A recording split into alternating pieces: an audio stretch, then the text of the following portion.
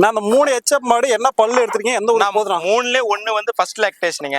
Okay. மீதி 2 வந்து 2வது லாக்டேஷனுங்க. எவ்வளவு கறக்குனா 3 மாடு சேர்த்து? வந்து 50 லிட்டர் கறக்குங்கண்ணா. இதுல என்ன ஒரு பெனிஃபிட்னா மழைக்கு வெயிலுக்கு நல்லா தாங்குங்க. நல்லா 3மே கொம்பு டைப்பான மாடு.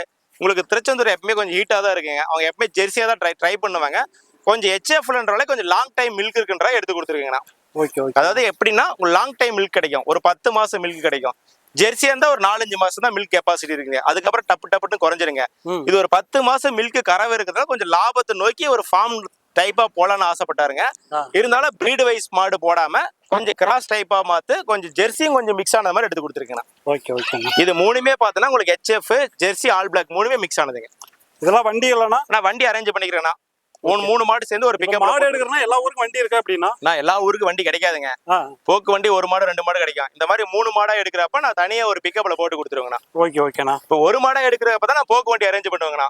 3 மாடா எடுக்கிறப்ப நமக்கு தனியா ஒரு பிக்கப்ல நார் போட்டு கூண்டு போட்டு முறையா வந்து சேர்ந்துருங்கண்ணா. இப்போ எந்த ஊருக்குனாலும் வண்டி அரேஞ்ச் எந்த ஊருக்கும் எடுத்துக்கலாம். தமிழ்நாடு ஃபுல்லா இருக்குது, ஆந்திரா ஃபுல்லா இருக்கு, கர்நாடகாவும் இருக்கு, கேரளாவும் இருக்கு, எல்லா இடத்துலயும் வண்டி இருக்குங்கண்ணா. ஓகே ஓகேண்ணா.